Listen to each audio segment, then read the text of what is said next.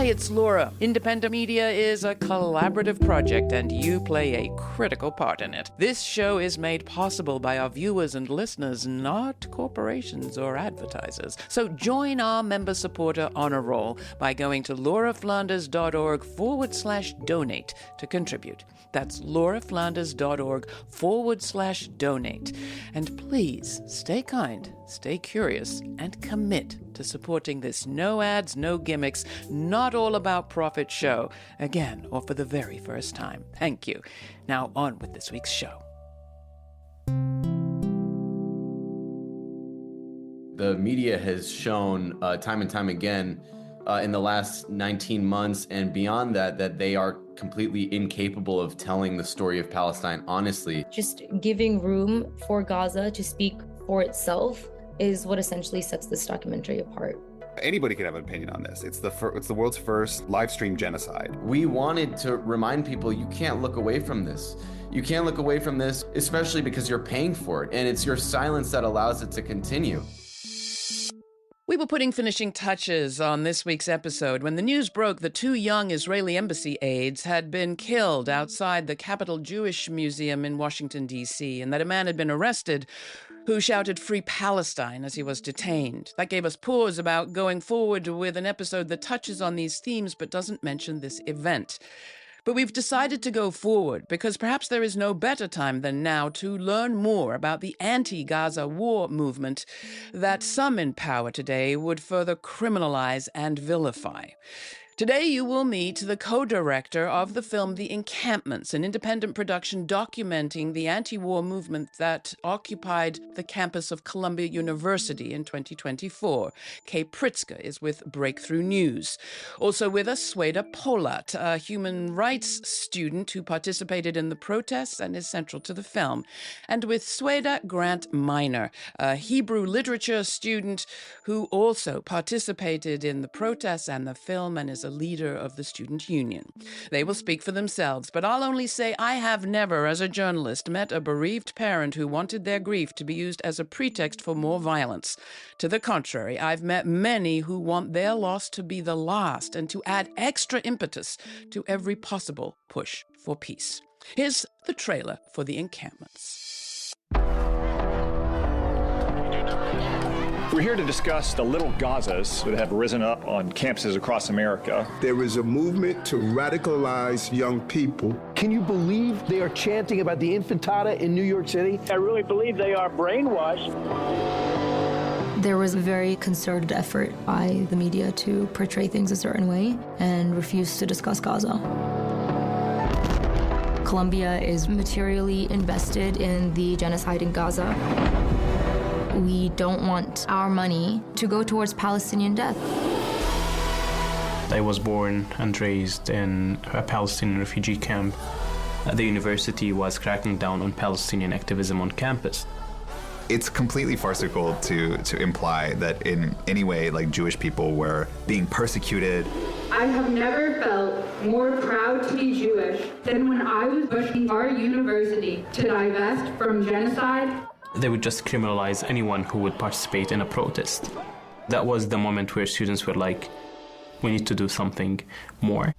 Letting the other one! The people they won't leave, what is threatening about divesting and want a piece. The university would say like, oh, you're overestimating your power. I remember like telling them there are 60 universities setting up encampments across the United States. We got Yale holding it down right now on live. What you willing to risk? What you willing to give? What if you were in Gaza? What if those were your kids? In '68, the students at Columbia took over the campus, mainly in protest of the war in Vietnam. Columbia talks about how it was okay then, but not okay now. Bravery is very contagious. We kind of watched Columbia in awe, and we knew we were next. The only weapon they have is fear, and when we call their bluff, they have nothing! But was the trailer for the documentary, The Encampments, presented by Watermelon Pictures and Breakthrough Media, with executive producer Macklemore and directed by Michael T. Workman, with our guest, Kei Pritsker. I'm so glad to have you, Kei, and Sueda and Grant joining me today. And first, I just want to thank you for this extraordinary piece of work and begin where the story has to begin, which is Gaza and Palestine. Sueda, let me just ask you, what's the latest as we speak today? Who is living uppermost in your heart and on your head as we start to talk? I'm really glad you started the story with Gaza, Laura, because that's really the motivation of every student who's been protesting on these campuses for the past 2 years up until today even. As we speak, Gaza is about 70 days into a siege. There's no water in Gaza, no food in Gaza, no flour in Gaza. Prominent journalists are still being killed in Gaza. Women, children, men are being murdered en masse in Gaza today, which is why people are still protesting. Last at Columbia University, there was a protest at Butler Library, now named in honor of a Palestinian scholar and activist, Bassel al-Araj. Gaza has always been, at the center of the story, both in the media, hopefully, as well as in this documentary and in the hearts of students. And what about you, Grant, as we begin to talk? Who is uppermost in your mind, and what is the latest on the students arrested, detained, still protesting there at Columbia? As Sueda said, I think it's really important that we focus first and foremost on Gaza. And the conditions that we were protesting at Columbia are still ongoing. And that's the reason why student protest hasn't slowed down. We just had a huge action at Columbia. And, even though I was far away from campus when it happened, it was really inspiring to see. But also at the same time, the same repression that we faced is still ongoing. There were, arrests, there were beatings by campus safety officers. And so, at the same time, I'm also thinking about all the students who are, thinking of sacrificing their futures, are sacrificing their futures to protest. And Kei, coming to you, I'd like to say the media coverage is utterly transformed, but I doubt that you would agree. No, of course not. I mean, the media has shown time and time again in the last 19 months and beyond that they are completely incapable of telling the story of Palestine honestly. And the reason for that is because the media, the corporate media, is bought and paid for by corporations. They have to align their views with whatever the advertisers that run ads on their programs want them to say. And, they don't want to say anything contrary to the beliefs and interests of the people that own these companies. They're obviously embedded with many departments of the government. I mean, most of these mainstream outlets take their talking points directly from the Pentagon press corps or the State Department press corps, and they just uncritically repeat what they're told by the government. So, of course, we haven't seen any difference. That is their role in society, is to parrot the talking points of the Trump administration, of the Biden administration, of the U.S. government and the State Department and the Pentagon. I will say, I hope that this film has highlighted the huge disparity between the voices of independent media and the corporate media. Well, let's talk more about Breakthrough News and who you are, what you do, what you aim to do differently. And I will just say you gave me a perfect opportunity to say, this is why we treasure public television, which at least in principle is advertising free, and long may it remain that way. It doesn't mean it's not influenced by interests, but it is distinct in that regard. Breakthrough News, where you started, what is its mission, and how did you come to be so deeply embedded there in the fabric of the encampment? We started Breakthrough News to talk about these issues from a working class perspective. As for how I got embedded, I've been a journalist with Breakthrough News for 5 years now. I've been covering protests, movements. I've been covering issues facing the working class in America from our perspective, from the perspective of workers. So this has always been an issue near and dear to my heart. I went to a protest that the Columbia students held after SJP and JVP, two pro-Palestine groups at Columbia, were banned. So I went there to cover that because it was just an absurd attack on free speech and on anti-genocide protest.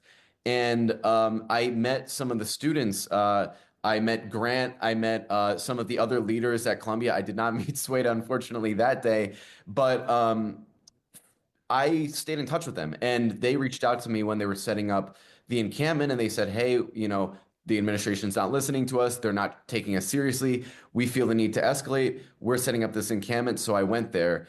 And, I don't want to speak for the students, but I think they were familiar with my reporting. They knew that I wasn't going to twist their words, that I was actually going to report what their motives were and why they were trying to center Gaza. And I think that's why they let me stay with them, live with them in the camp. Grant, did you have any qualms about having a documentary maker there at the encampment? Because this was not a place that was open to journalists as a whole. I know because I tried to get in there.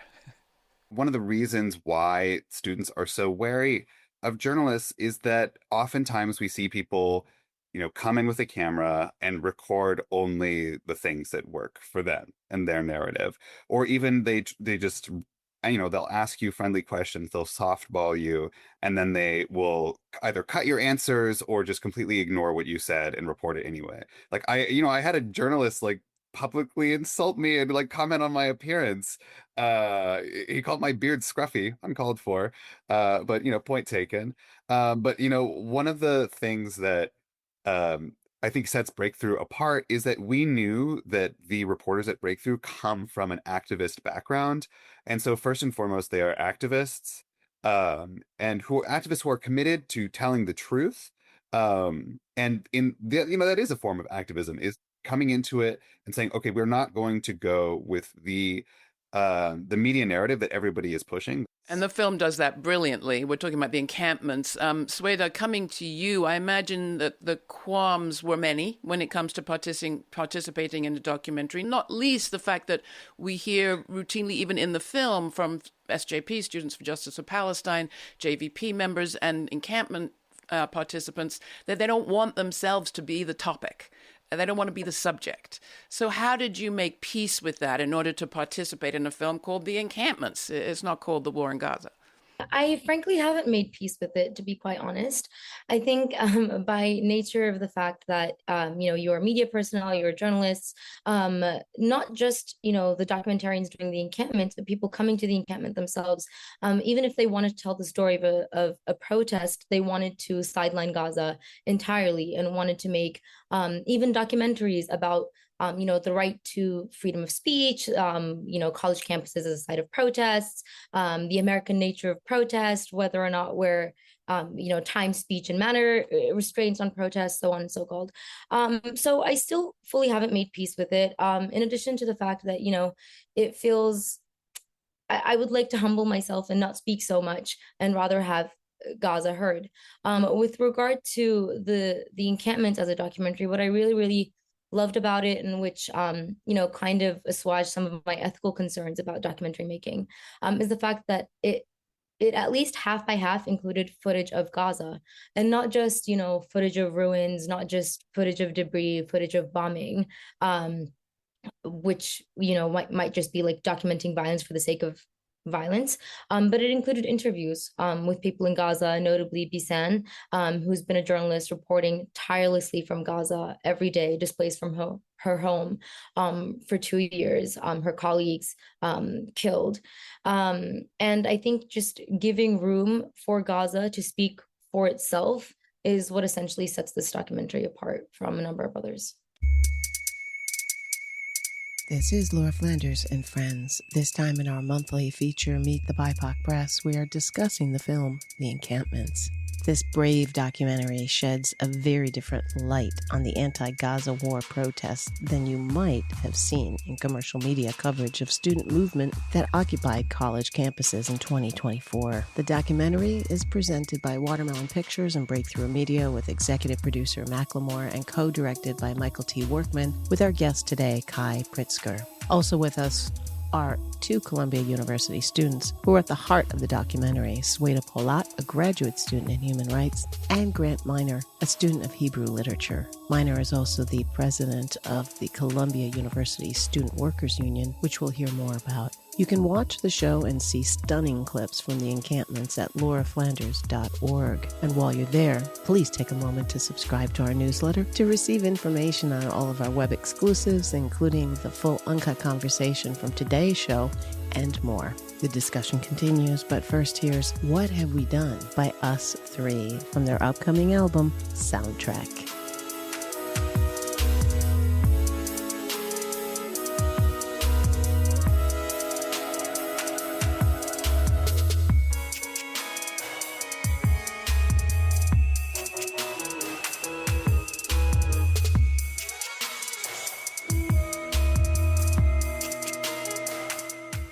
The constant experience I had watching the film, and I saw it there in New York, and what I understand was a sold-out run at the Angelica Cinema, was how much I had allowed myself to forget. In particular, how much I had allowed myself not to forget, but not to have thought for a while about the killing of the 5-year-old Hind Rajab. Your telling of that story in particular reminded me of how important this work is, because how much has happened since that happened in January of 2024, and how, without meaning to, we do become kind of inured. So I guess I would ask you, Kei, to talk about that. I mean, Sueda has talked a little bit about, you don't want to do war porn. How do we keep having feelings, which is what the encampment was all about? We put scenes of people being pulled out from under the rubble. That term has been used so much, and I don't even think people know what that fully means, to be trapped under a destroyed building. We had to remind people there was no scenario in which we would make a film about the encampments without showing exactly what it was that moved these students to protest in the first place, which is Gaza. And we wanted to remind people, you can't look away from this. You can't look away from this, especially because you're paying for it. And it's your silence that allows it to continue. Let me bring you back into this, Grant. I mean, you're participating as a Jew, as an outspoken Jewish participant in this encampment. How would you say your participation, not in the film, but in the encampments, changed you, and particularly your sense of, I don't know whether you had that sense of being protected or different or on a different side of the story because of your Jewish heritage? Well, I mean, I would say I don't really participate like as a Jewish person. I participate as like an activist and a person of conscience that is Jewish. And something I like to say a lot is that like I deeply respect a lot of like the work that people do within the Jewish community to change people's minds. But I mean, like, Jewish people don't have like a special license to talk about this. In fact, there's like a very insidious narrative that prior to October 7th and afterwards was basically, if you're not Jewish and you're not Palestinian, then talking about this is strange. You having an opinion on this conflict is strange, and you should just stop talking about it because you're probably only motivated by anti-Semitism. And I want to push back on that and say that like anybody can have an opinion on this. It's the world's first live stream genocide, and it's really I at the same time, like I think it's important to speak when Jewish people speak up about this, to sort of disarm the myths of anti-Semitism around this movement. But I'm always wary of privileging myself in that way. And how did the encampments change me? I mean, I think that it changes me in the way that any sort of action together with other people changes you. I mean, I'm a union organizer, and acting in concert with other people towards making the world a better place, to improving people's lives, to stopping a genocide, to trying to stop a genocide, really does it changes you, because you realize that you can join up with other people. Like, you're not alone in these thoughts. One thing the for-profit media does constantly is tell us how complicated everything is, especially with respect to the Middle East. Oh, it's so complicated. The conflict is so ancient. What I particularly respected about those who speak in this documentary is how simple they keep things. And in particular, Mahmoud Khalil keeps things very simple. What the protest is about, what the problem is, and what the aims are of the negotiators like himself. I was approached the night of the encampment that I would be the person communicating with the administration. The organizers trusted me, given my background in terms of like working in diplomacy, either at the British Embassy or here at the UN. We discussed who's best to support me, and we felt that Sueda is the perfect person. The university wanted to shut down the encampment in any way that it could. When it first started, they were like, let's not let them bring in water, let's shut down all of the gates, let's not let them bring in tents, let's not let them bring in blankets, because it was cold, it was freezing. They underestimated the will of the students. They literally feel that these are just kids. Through my conversation, I just felt how much the university is detached from reality. What university in the world want to invest in weapon manufacturers? Why would you do that? You're concerned with education. We're literally giving you back the university to be a moral university. Every time in the negotiations, when we tell them that, they would say oh, you're overestimating your power or your influence. But then after the fourth day, they were just so silent because clearly it's a global movement. I remember telling him at this point there are 60 universities setting up encampments across the United States. They're just waiting to hear what would happen at Columbia. That was another clip from the Encampments. What can you tell us about Mahmoud's situation? He was arrested by ICE. He's being detained. What else do we know? Particularly with Mahmoud, I think the most, egregious thing is his separation from his growing family. I know how excited he was to be a father and what a soft heart he has. I think people see him as a very pragmatic, logical kind of person, and he kind of hides his feelings a little deeper inside. But he's missed the birth of his son, and that's an incredible injustice. And if you've read his latest letter from jail, he points to the fact that his missing the birth of his firstborn son is not any different than the fates faced by Palestinian fathers in Palestine. And I think that speaks to his heart and our hope that we'll have him back. Me personally, I am technically speaking still a student at Columbia University, though suspended for the time being. But I don't think any of us, not to speak for Grant, has been expelled, as well as the number of other students have been expelled or suspended. There is not, I think, one moment of regret, not a moment of regret in our bodies, in our hearts.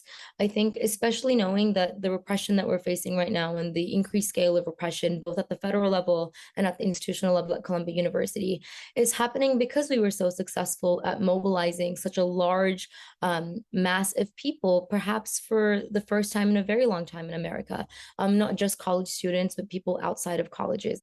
And for a lot of people, who may be intimidated by Mahmoud's arrest, who may be intimidated by the crackdown at institutions like Columbia or Harvard or other colleges, I'd like to say that the moment you give into oppression might feel like retreating into safety, but it's the complete opposite. The moment you give into oppression is when you tell the state, is when you tell the institution that you're a human being who is able to be bribed into complacence, okay with being a cog in the war machine. For right now, just to catch people up, I'm the president of the Student Workers Union, and my expulsion is essentially being used as an excuse to not bargain with the union. Columbia has written to us and said, even though the law says that you are allowed to have your own representatives and you're allowed to elect your own representatives, we're not going to bargain with you if Grant is in the room. And we are the ones who get to decide where you negotiate and where and who you send to negotiate. And this is crazy. It's completely against the law. And I think if that's happening in universities, how much more so is it happening, on the streets with people who perhaps are not as privileged as Ivy League university PhD students or undergraduates. And fundamentally, the universities are one of the few places in America where you can go and study things without necessarily being expected to turn a profit. And they want to take away everything that allows us to express ourselves, even in the limited way that we are able to. Kei will be the first to tell you that, even these so-called, spaces of free expression are not actually spaces of free expression, which is something that we've learned over the past few years. And there's always been a hard limit in this country, no matter how many big protests you have, no matter how many big campaigns you have about what you're allowed to say. And you're essentially, you're bashing your head into a wall until that wall moves a little bit, and you win a little bit, and you change a little bit of public opinion. Thank you all three. It's really been great talking with you, and I so appreciate the film. Thank you for joining us. Thank you so much for having us. Really appreciate it.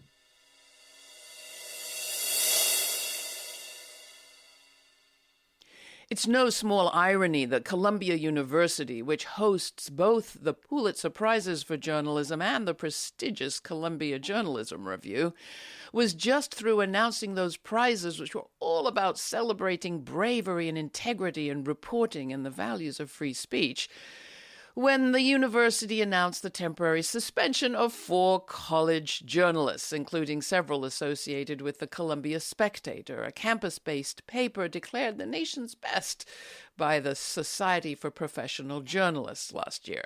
What were those journalists suspected of doing? Well, being too close to the action. That is, too close to an action that was causing a disruption. And that makes me think, isn't disruption exactly what journalism is about? Isn't disruption of our way of thinking, of our assumptions, of our everyday daily grind exactly what journalists are supposed to provide? Not to make us jump to conclusions, but to stop us in our tracks and make us think. If you're a journalist out there doing that sort of work, I wish I had a prize for you. In the meantime, if you want to hear my uncut conversation with every week's guests, you can through a subscription to our free podcast and get all the information about all of our archives at the same time right there. Till the next time, stay kind, stay curious. For Laura Flanders and friends, I'm Laura. Thanks for joining us.